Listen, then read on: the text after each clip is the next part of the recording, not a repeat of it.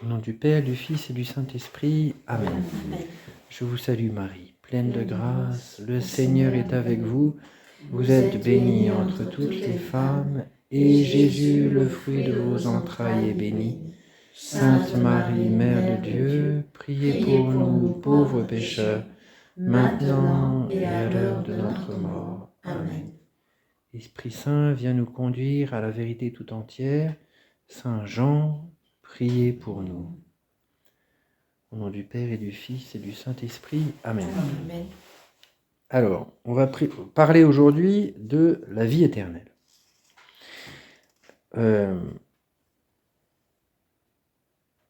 Lors de la liturgie d'un baptême, on commence. Il y a en général un dialogue entre le prêtre et la personne qui va être baptisée. Et le prêtre demande « Que demandez-vous » Alors la personne répond « Le baptême ou la foi ». Et puis ensuite, le prêtre demande « Qu'est-ce que la foi vous donne ?» Que vous donne la foi ? Et là, la personne répond « La vie éternelle ». Je commence par là pour bien montrer que la question de la vie éternelle, c'est pas un détail par rapport à notre vie chrétienne. C'est pas un vague truc qui va se passer après, mais on sait pas trop ce que c'est. Non. Vous vous souvenez peut-être de ce que saint Paul dit à la fin de la première épître aux Corinthiens. Et si le Christ n'est pas ressuscité, nous sommes les plus à plaindre de tous les hommes, et notre foi, elle est vide. Donc déjà, là, je suis en train de semer la confusion, parce que la vie éternelle, c'est pas tout à fait la question de la résurrection. On va voir ça tout de suite. Une autre histoire, je me souviens, il y a longtemps, de quelqu'un en Inde, un jeune qui vient nous voir, qui était anglais, qui était, vous savez, un peu comme ces jeunes, beaucoup d'occidentaux qui vont en Inde, séduits par les spiritualités orientales. Il était complètement là-dedans. Il arrive chez nous, un jeune de 19 ans, habillé comme un sadhu indien. Et puis au bout de 3 jours chez nous, il me dit « Mon père, je veux devenir catholique ». Il était anglican. Alors je m'attendais à tout sauf à ça. Et puis quand je lui ai demandé « Mais pourquoi tu veux devenir catholique ?» Il m'a dit « Parce que je veux l'union avec Dieu. » Et rien de moins. Être gentil et essayer de prier, en soi, c'est pas mal, mais ça m'intéresse pas. Ça va pas suffisamment loin. Ce que je veux, c'est l'union avec Dieu. Et en fait, la vie éternelle, c'est ça. C'est ce pourquoi nous sommes faits. Cette union avec Dieu pour laquelle nous sommes faits. Dans l'épître aux Hébreux, au chapitre 11, il est écrit « La foi est la substance des choses qu'on espère, l'évidence de ce qu'on ne voit pas. » Qu'est-ce que ça veut dire ? Ça paraît une affirmation très abstraite. Ça veut dire qu'il y a une continuité entre la vie que nous menons maintenant, la vie de foi, dans l'obscurité de la foi, où on fait de notre mieux pour vivre de la présence de Dieu, de ce Dieu que nous ne voyons pas. Nous faisons de notre mieux pour essayer de vivre en disciples de Jésus, mais c'est pas compliqué, c'est un peu compliqué, c'est pas facile tous les jours. Il y a une continuité entre cette vie-là et la vie que nous espérons, qui est la vie où alors nous verrons. Nous ne serons plus dans l'obscurité de la foi, nous verrons Dieu face à face. Si nous sommes pour l'instant à marcher dans l'obscurité de la foi, c'est pour atteindre un jour cette vie qui est vraiment la vie pour laquelle nous sommes faits, dans laquelle nous verrons Dieu face à face.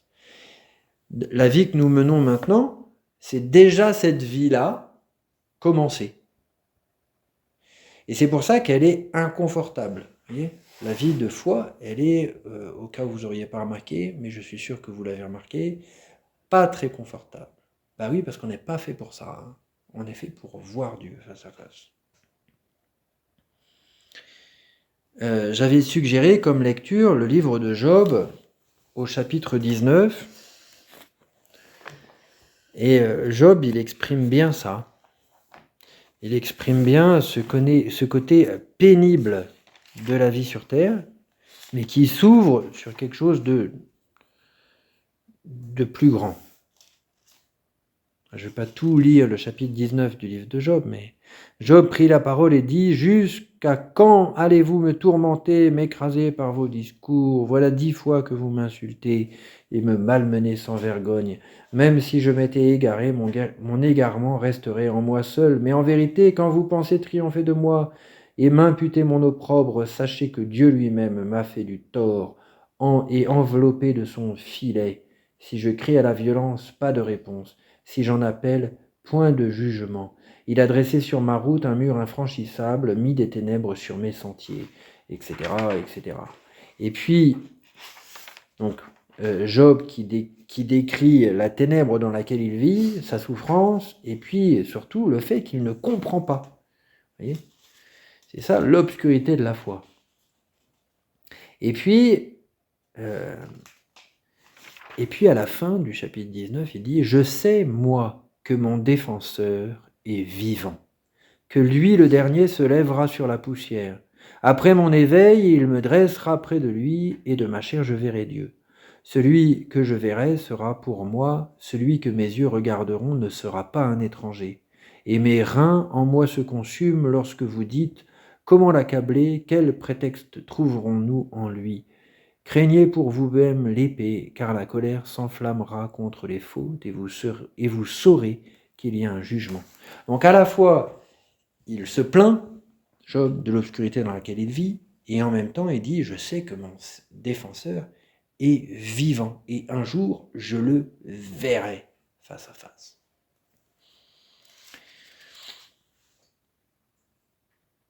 Donc l'espérance de la vie éternelle, elle est vécue dans ce contexte d'une vie imparfaite, dont tous les biens sont expérimentés comme limités, fragiles, troublés par la souffrance et par la mort. Mais quand on insiste sur le côté compliqué, difficile de notre vie sur Terre, il ne faut pas non plus imaginer que l'espérance, c'est juste un espèce de rêve pour fuir, vous voyez, la réalité difficile dans laquelle on vit, et donc une espèce de nostalgie, une projection. Oui, pour l'instant on galère, mais en fait on sait d'une manière un peu imaginative que un jour il y aura un état de perfection. Non, non, je sais que mon défenseur est vivant. Mon espérance, elle se fonde sur la promesse de Dieu. La certitude de l'espérance, le côté inébranlable de l'espérance, comme dit saint Paul, Romains 5,5, l'espérance ne déçoit pas. C'est fondé non pas sur mes rêves et mes nostalgies et mes projections, c'est fondé sur la promesse de Dieu. Dieu, il est fidèle. Très important de voir ces deux aspects, l'aspect présent et l'aspect futur de la vie éternelle. Dans la première épître de Saint Jean au chapitre 3, vous voyez, Saint Jean, il met bien ça en lumière. Il dit, voyez quel grand amour dont Dieu nous a aimés pour que nous soyons appelés enfants de Dieu et nous le sommes. Ce que nous serons ne paraît pas encore clairement, mais nous savons que lorsqu'il paraîtra, nous serons semblables à lui parce que nous le verrons tel qu'il est. Dès maintenant, nous sommes enfants de Dieu. Dès maintenant, nous vivons cette vie nouvelle qui nous est donnée par la grâce. On dit la grâce, elle est semence de la gloire. La grâce de Dieu que nous recevons au baptême, qui est active dans notre cœur, etc., elle nous fait déjà vivre de cette vie éternelle, de cette vie nouvelle que Dieu. Et un jour, cette vie, eh bien, elle nous renouvellera complètement. Elle prendra tout en nous. J'avais suggéré aussi de lire la première lettre à Timothée, qui est pleine de recommandations pratiques pour la vie chrétienne, pour les relations familiales, Mais en fait, toutes ces recommandations pratiques sur la vie chrétienne données par saint Paul, elles sont encadrées par deux mentions de la vie éternelle. Au chapitre 1, verset 16, « Et il m'a été fait miséricorde, c'est pour qu'en moi, le premier, Jésus manifesta toute sa patience, faisant de moi un exemple pour ceux qui doivent croire en lui en vue de la vie éternelle. » La foi ne tient pas par elle-même. Nous croyons en vue de la vie éternelle. Et puis à la fin de cette même épître, première épître à Timothée, chapitre 6, versets 11 à 16, « Pour toi, homme de Dieu, fuis tout cela, donc les mensonges, les péchés, etc. Poursuis la justice, la piété, la foi, la charité, la constance, la douceur.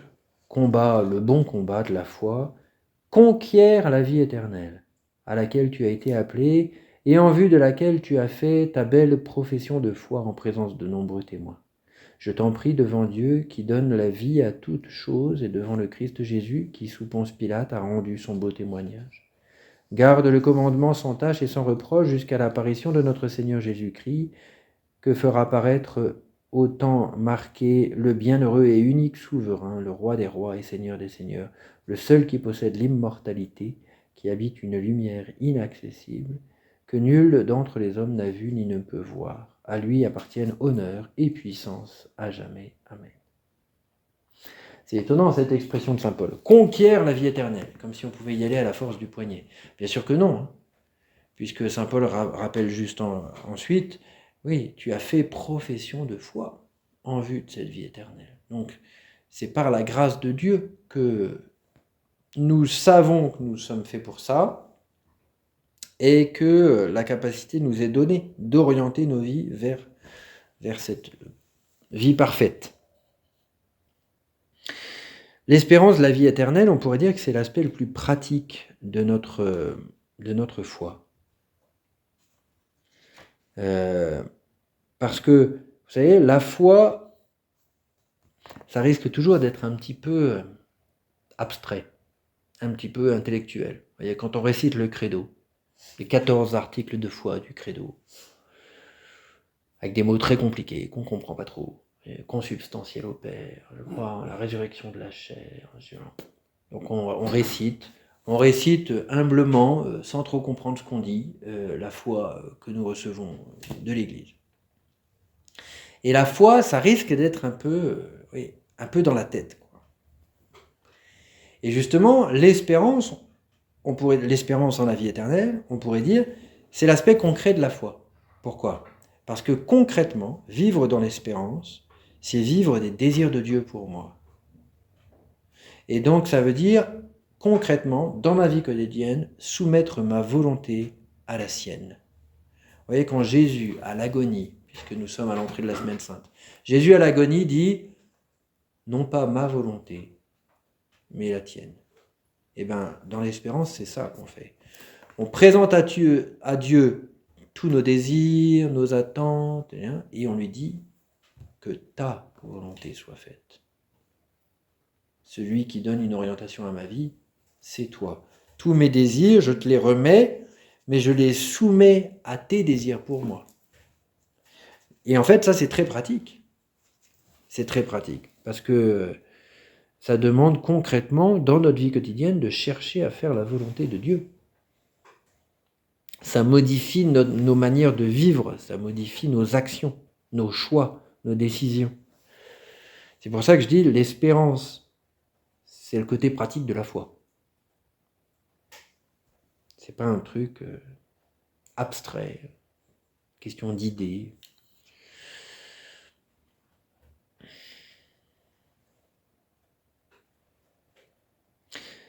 J'avais suggéré aussi de lire le chapitre 17 de Saint Jean,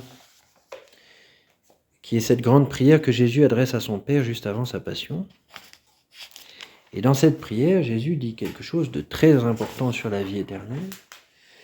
Il dit « Or, la vie éternelle, c'est qu'ils te connaissent, toi le seul véritable de Dieu et celui que tu as envoyé Jésus-Christ. » La vie éternelle, c'est de connaître Dieu. Alors, quand on parle de connaissance, c'est pas, encore une fois, une histoire dans la tête.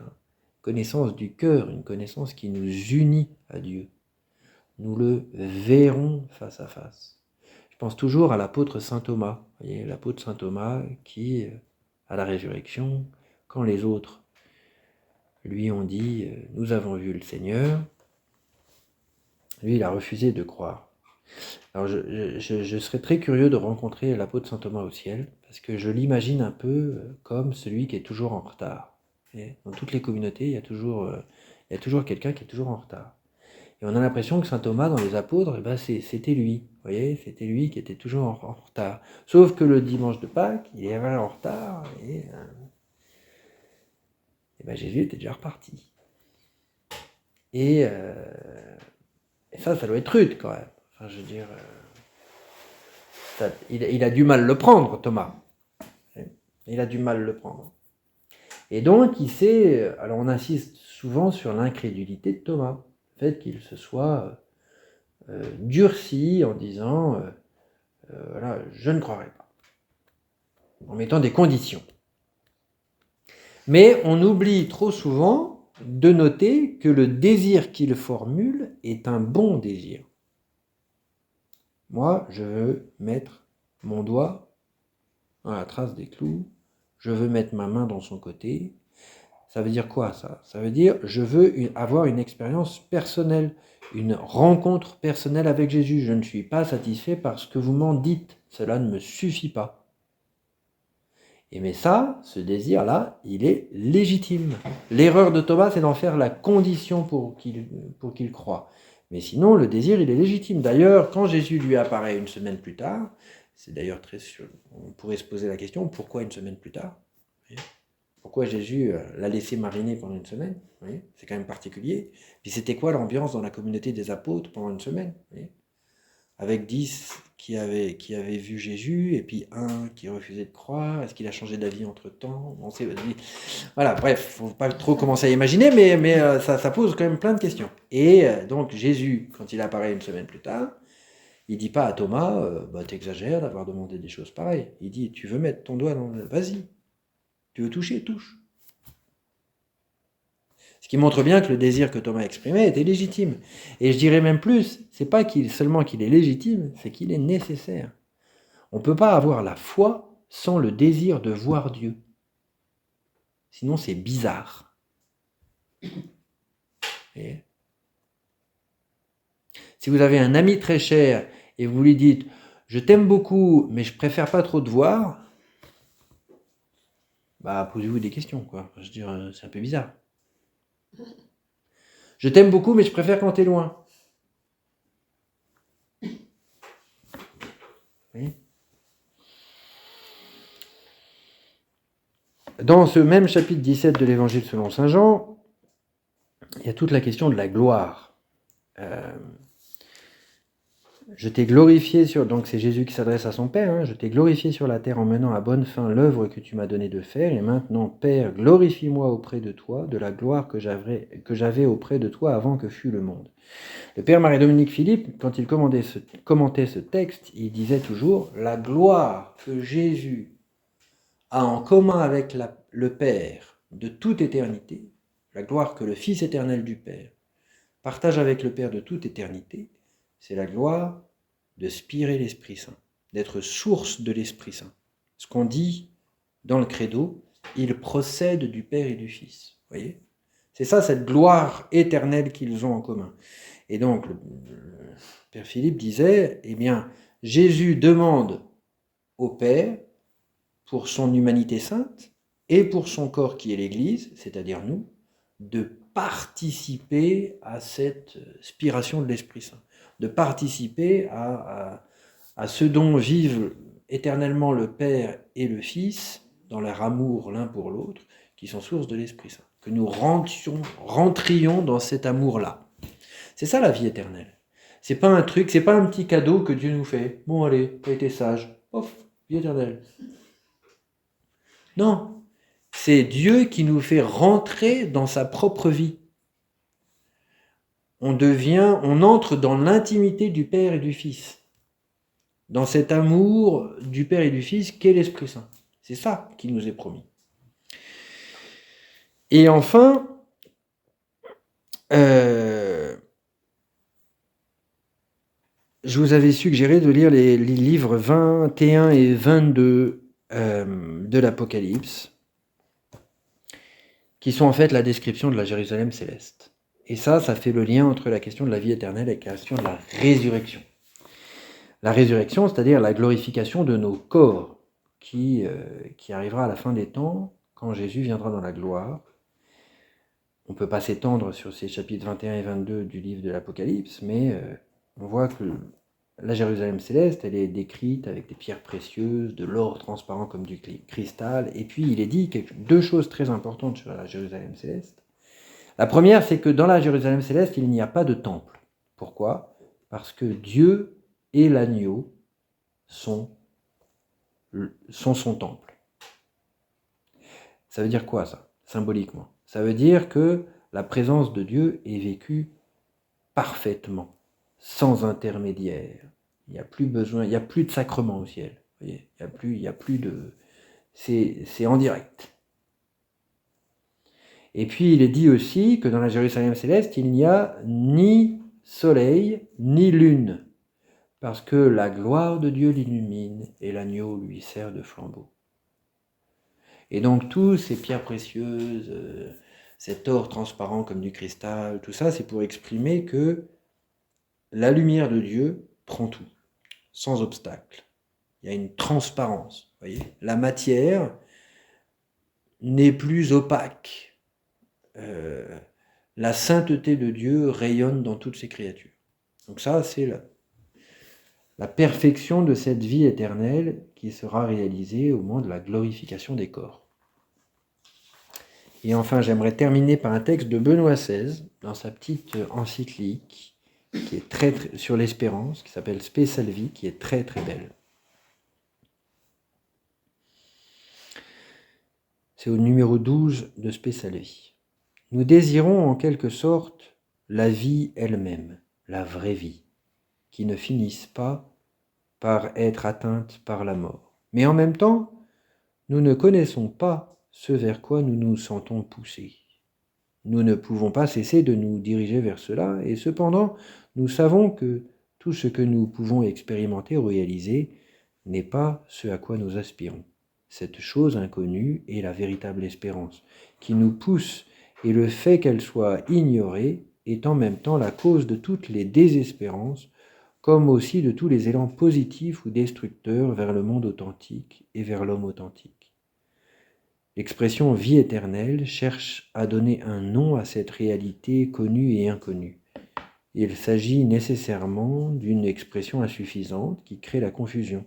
En effet, « éternel » suscite en nous l'idée de l'interminable, et cela nous fait peur. « Vie » nous fait penser à la vie que nous connaissons, que nous aimons, et que nous ne voulons pas perdre, et qui est cependant en même temps plus faite de fatigue que de satisfaction.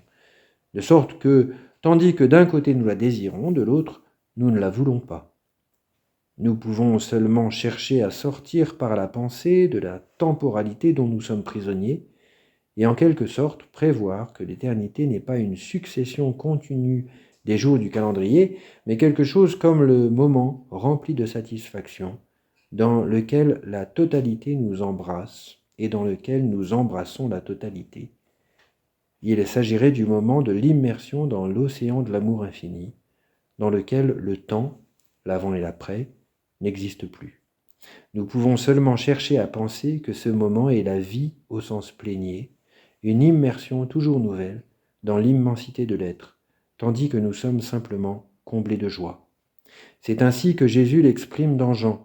« Je vous reverrai, et votre cœur se réjouira, et votre joie, personne ne vous l'enlèvera. » Nous devons penser dans ce sens si nous voulons comprendre ce vers quoi tend l'espérance chrétienne, ce que nous attendons par la foi, par notre être avec le Christ. Notre Père qui es aux cieux, que ton nom soit sanctifié, que ton règne vienne, que ta volonté soit faite sur la terre comme au ciel. Donne-nous aujourd'hui notre pain de ce jour. Pardonne-nous nos offenses, comme nous pardonnons aussi à ceux qui nous ont offensés, et ne nous laisse pas entrer en tentation, mais délivre-nous du mal. Amen. Au nom du Père et du Fils et du Saint-Esprit. Amen.